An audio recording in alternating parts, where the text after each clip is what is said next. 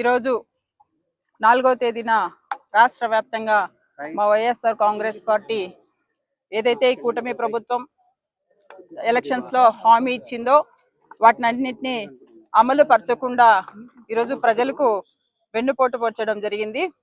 ఇది వెన్నుపోటే, ఇది వెన్నుపోటు దినోత్సవంగా మేమంతా ఈరోజు జరుపుకుంటున్నాం. ఎందుకంటే ప్రజల పక్షాన పోరాడే పార్టీ మా వైఎస్ఆర్ కాంగ్రెస్ పార్టీ. కాబట్టి ఈరోజు రాష్ట్రం అంతా ప్రజలు గొంతుగా మారి ఈరోజు మేము ఈ వెన్నుపోటు దినోత్సవం జరుపుతాము. అయితే ఈరోజు కూటమి ప్రభుత్వం అధికారం లేకొచ్చి సంవత్సరం కావస్తుంది. సంవత్సరం ఈరోజుకు. అయితే ఏవైతే సూపర్ 6 చెప్పిందో, సూపర్ 6 అంటే ఈరోజు మహిళలు అన్హ్యాపీగా ఉండడం, రైతులు అన్హ్యాపీగా ఉండడం, విద్యార్థులు అన్హ్యాపీగా ఉండడం, వ్యాపారస్తులు అన్హ్యాపీగా ఉండడం, నిరుద్యోగులు అన్హ్యాపీగా ఉండడం, ఉద్యోగస్తులు అన్హ్యాపీగా ఉండడం.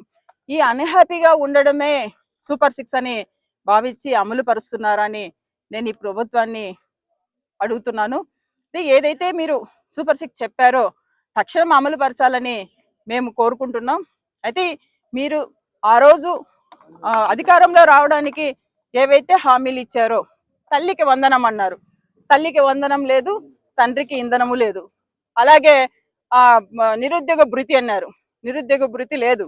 నిరుద్యోగ భృతి లేక ఈరోజు నిరుద్యోగులు చాలా కష్టాలు పడే పరిస్థితి ఉంది. అలాగే ఆడబిడ్డ నిధి అన్నారు, అడ్రస్ లేకుండా పోయింది. అలాగే చూసుకుంటే రైతుకు అన్నదాత సుఖీభవ అన్నారు. అన్నదాత సుఖీభవ కాదు, కష్టాల భవగా మారిందని ఈ సందర్భంగా తెలియజేస్తున్నాం. ఉచిత బస్సు అన్నారు, ఊసే లేదు. సో ఇలా చెప్పుకుంటూ పోతే ప్రభుత్వం, ఈ కూటమి ప్రభుత్వం అధికారంలో రావడానికి అనేక మార్గాలుగా ప్రయత్నించి ఈరోజు అధికారాన్ని చేపట్టడం జరిగింది.